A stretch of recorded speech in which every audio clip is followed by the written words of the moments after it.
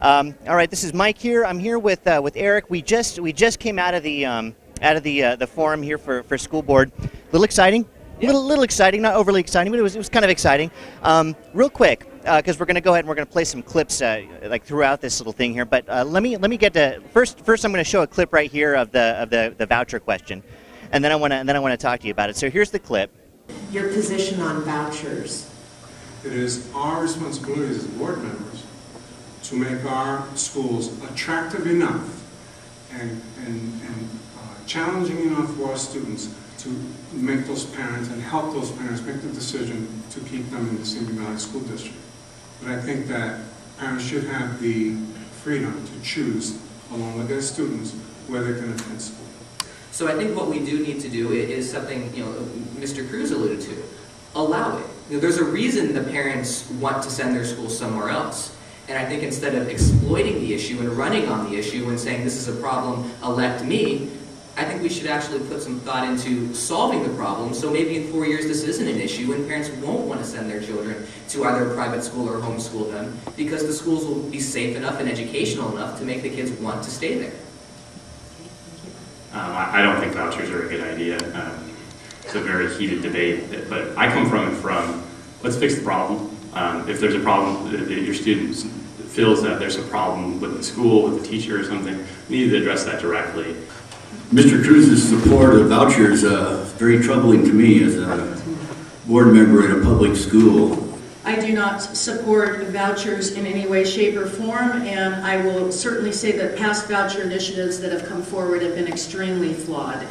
I am extremely opposed to vouchers. Honestly, I'm outraged somebody would be seeking a position on the public board of education and could be pro-voucher. Pro-voucher would be the death knell of public education. We would be left with less money to educate the most needy. Voucher schools can pick and choose the students that they want. Oh, you have special needs? You can't come here. Oh, you go back to public education. As I said, in the state of California, we are 46 out of 50 in the nation as far as funding, and we would have less. We would be so strapped for money, it would be awful. Got some people excited up there. All right. I think we know where Ray Cruz stands. Your answer was a little bit different. Explain what you meant with your position on vouchers. Well, my position on vouchers is, there's a reason why parents want the voucher. There's a reason why they don't want to put kids in the public school system. And I can also see the reason why people don't want the voucher. It takes money out of the school system. But the best way to solve the problem isn't to have the voucher or to not have the voucher. It's to eliminate the need for the voucher. If schools were safer, if the education that students saw in the schools was at a higher level, parents wouldn't be looking for an exodus of their children out of the public school system. So we could avoid this whole controversial issue altogether, and we could have avoided what you saw up in the chamber, where Ray Cruz was taking a lot of flack for his position on there, by just eliminating the need for it. Okay. Let's talk about segregation. That question came up. I think a lot of people had pretty similar answers to the question. Yours was unique.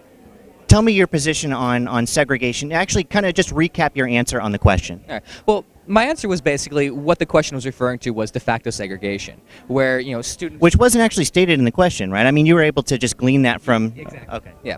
Well, it was de facto segregation, which basically means it's not segregation by acts of the people on the school board mandating which race of which student goes to a school. It's just there's a certain area that's affluent, a certain area that's not. There's people that because of their means live in the affluent area or don't live in the affluent area, and that's how the problem arises. Now, if someone wants to solve the problem, if they want to end this de facto segregation, what they can do is send their students from a school that they feel is unfairly populated with minority students to areas that that they believe aren't. But a better way to go about solving that problem is to just set up schools in the local school system where it isn't a problem, because the education, whether it's overtly minority, overtly not, is going to be the same. I think what I set up there was very similar to that. If we were to have schools that were better off, this wouldn't be an issue. And if someone really does believe it's an issue, if someone really doesn't want their student going there, as Brad said, I hope that's not the case. But if it is, it's a way to solve the problem.